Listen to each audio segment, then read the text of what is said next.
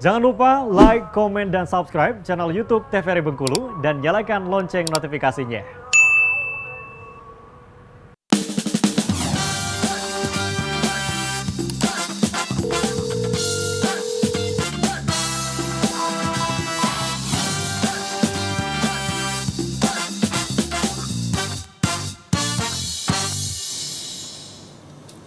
Ya, pemirsa, Anda kembali menyaksikan Dokter Kito. Samo Kito Sehat bersama dengan Dokter Putri dan juga Dokter Elsa. Dokter Kito edisi hari ini kita membahas mengenai laringitis. Tadi sudah dibahas secara umum, pengertian dan juga pembahasan generalnya. Kali ini kita akan mendengarkan pemaparan dari Dokter Elsa Herma. Silakan dokter. Kita lanjut ya. Tadi Dokter Putri udah menjelaskan gejala dari laringitis. Nah, berikutnya diagnosis. Diagnosis itu dilakukan oleh dokter. Nah, jika pasien datang berkonsultasi, nah dokter akan mendiagnosis. Tapi bagaimana prosesnya? Proses yang pertama seperti dokter bilang akan dilakukan wawancara medis atau kita bilangnya anamnesa. Nah, dari anamnesa itu pertama yang muncul itu adalah keluhan-keluhan pasien. Rata-rata pasien karena itu laringitis adalah penyakit berupa peradangan. Banyak sekali pasien yang datang dengan keluhan nyeri tenggorokan. Karena pasien tidak akan bisa membedakan itu bagian atas atau bagian bawah. Merasa tidak nyaman atau sakit pada area tenggorokannya. Kemudian gejala yang lain ada demam. Kalau memang peradangannya itu tinggi sekali ya. Kemudian suara serak bahkan hilang. Karena seperti yang Dokter Putri bilang tadi, kalau laringitis itu ada peradangan pada laring. Nah, bagiannya salah satu plika vokalis. Plika vokalis atau vocal cord itu dia fungsinya menghasilkan suara. Jadi saat udara masuk dia bergetar. Nah, saat semua ini meradang bisa terlihat, nah itu getarannya akan kurang. Sehingga tidak akan keluar suara atau suaranya berkurang dari seperti biasanya. Karena suara kan ditimbulkan dari getaran, dokter ya? Iya, getarannya. Jika getarannya semakin sedikit, maka suara yang dikeluarkan juga semakin sedikit. Iya, jadi tidak muncul suaranya. Nah, kemudian gejala lain ada batuk, kemudian ada yang juga yang sesak nafas. Jika memang peradangannya itu bisa dilihat mukosanya menghambat, itu kan termasuk dari anatomi saluran nafas, menghambat jalannya nafas. Jadi dari gejala itu bisa bermacam-macam tergantung tingkat keparahan pasiennya.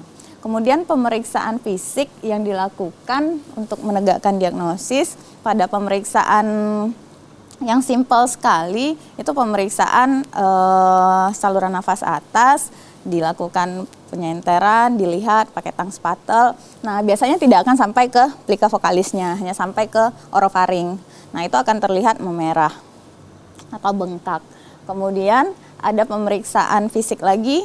Nah, kalau memang terjadi sumbatan itu biasanya tadi ketinggalan ya penyebab salah satu laringitis difteri ya, ada bakteri, ada sumbatan. Nah, itu akan terlihat itu selaput-selaputnya. Nah, pemeriksaan fisik berikutnya didengarkan suara parunya. Nah, kalau memang ada sumbatan itu akan terjadi penurunan suara nafasnya. Nah, ini digambarkan ada laryngoskop indirect. Nah, ini adalah sebuah pemeriksaan invasif, jarang sekali kita lakukan. Jadi dimasukkan kamera atau laryngoskop ke dalam saluran nafas sampai mencapai bagian atas plika vokalisnya. Nah, nanti itu terlihat nih. Nah, bagian-bagiannya bahkan ini baru bagian depan ya, belum terlihat. Nah, kalau pada normalnya, nah kita bisa lihat ke sini saja ya. Nah, pada normalnya ini warnanya itu lebih pink, kemudian organ-organnya itu lebih ramping. Nah, sementara kalau laringitis dia udah kayak sembab aja semua, kemudian warnanya jauh lebih merah. Begitu, kadang juga ditemukan sekret ya, atau kayak cairan. Nah, tapi ini jarang sekali dilakukan jika memang, nah bisa dilihat prosedurnya. Dimasukkan ke dalam mulut gitu? Iya, ini sakit sekali prosedurnya. Cukup mengerikan sih dokter melihat. Iya, makanya jarang sekali kita gunakan jika memang dibutuhkan. Dan pasien ini pasti dalam keadaan kondisi dibius. gitu. Artinya ini ketika sudah sangat parah sekali ya dokter ya? Ya, biasanya pemeriksaan ini dilakukan jika memang itu dua hal. Yang pertama mengancam nyawa. Nah, tindakan ini sekaligus untuk membuka jalan nafasnya. Yang kedua, untuk pemeriksaan jika memang ini laringitisnya berlarut-larut. Yang dokter Putri bilang lebih dari 2-3 minggu, telah diberikan beberapa terapi, Masih juga, tidak juga ada kemajuan begitu. Cukup invasif tindakannya. Kemudian Jangan sampai kalau bisa dokter gini. iya, Jangan sampai. cuman ada ini yang lebih halus kok. Ini kan laringoskop yang dilihatkan. Nah, ada tindakan yang lebih halus dari ini. Nah, untuk diagnosis berikutnya terkadang juga bisa dilakukan pemeriksaan darah rutin. Nah, karena ini adalah proses peradangan, inflamasi. Nah, nanti di darah rutin juga akan terlihat tuh ada angka leukosit yang meningkat. Begitu. Jadi diagnosis ini tegak dari serangkaian anamnesis, pemeriksaan fisik, dan pemeriksaan penunjang lainnya. Sehingga tegaklah sebuah diagnosa laringitis, baik itu akut ataupun kronis. Begitu. Nah, ini kita cerita pengobatan, langkah-langkah awal yang bisa dilakukan di rumah nih.